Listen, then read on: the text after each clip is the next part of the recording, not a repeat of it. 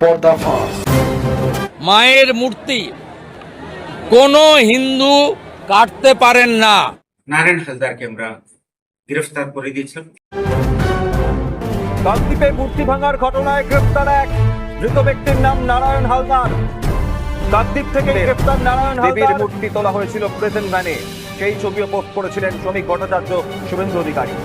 তদন্ত শুরু করার পরে আমাদের টেকনিক্যাল এভিডেন্সেস এন্ড তারপরে আমাদের ইন্টেলিজেন্স এন্ড অনেকগুলো সোর্সেস থেকে আমরা পেয়েছিলাম যে নারায়ণ হালদার বাবার নামটা ভূপতি হালদার এর ভিতরে ইনভলভ হয়েছিল বলে আমরা তারপরে রাত্রি একটা বড় টিম গ্রামে পাঠিয়েছিলাম। গ্রামে পাঠিয়ে রেড করে আমরা নারায়ণ হালদারকে আমরা গ্রেফতার করে দিয়েছিলাম। গ্রেফতার করার পরে থানাতে নিয়ে এসে আমরা কন্টিনিউসলি জিজ্ঞাসাবাদ করেছিলাম। উনি ভুল স্বীকার করে নিয়েছিলেন যে এই কাজটা উনি করেছিলেন। অ্যান্ড আরো আমরা জিজ্ঞাসাবাদ চলছে অ্যান্ড আমরা এখন কোর্টে ফরওয়ার্ড করছি।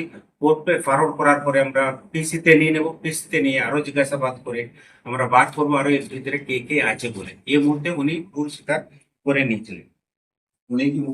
উনি মূর্তিটা ভেঙেছে বলে ভাঙলেন বলে ভুল স্বীকার করে